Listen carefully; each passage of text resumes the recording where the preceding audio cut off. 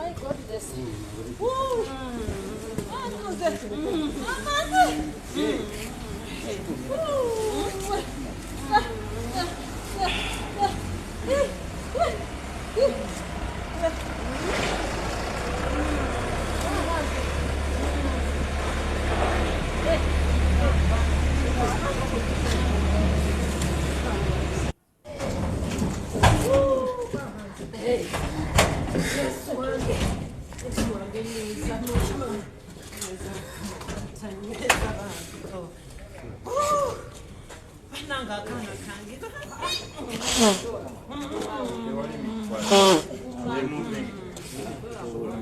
Demiranga na bibobe ng'omulambo gwa Mmese Bontwe gutuuka ku kisaawe Entebbe ekiro ekyakeseza olunaku olwaliro niranga puroguramu ezigenda okubeera nga zitandika okubeera nga omukulu ono bamuwerekera paka mu nnyumba ye ey'olubeerera zatandise ekiro ekikeseza olunaku olwaleero nti omulambo we gwatuuse we batyo baguwadde aba funeral service abamanyikiddwa nga aba executive funeral service be bagenda okubeera nga bakwasaganya omulambo guno eno ogumaze ennaku ndowooza kati 40 bukyangaafa kubanga yafa ennaku z'omwezi nga 12 Desemba otunula mu 12 Januari olwedde ogwo gubeera mwezi gumu n'ennaku zino eziyise mpaka ennaku z'omwezi nga 21 lwagenda okubeera nga aziikibwa. Eddagala lyo weeriri erikwasaganya emirambo newobeera oyagala gubeerewo omwaka mulambo oba emyaka 2 kagibeere emyaka 5 omulambo gusobola osigalawo bulungi nnyo mu sheepu yaagwo nga bwe yafudde ng'omutunulako oyinza okugamba yafudde eggulo. So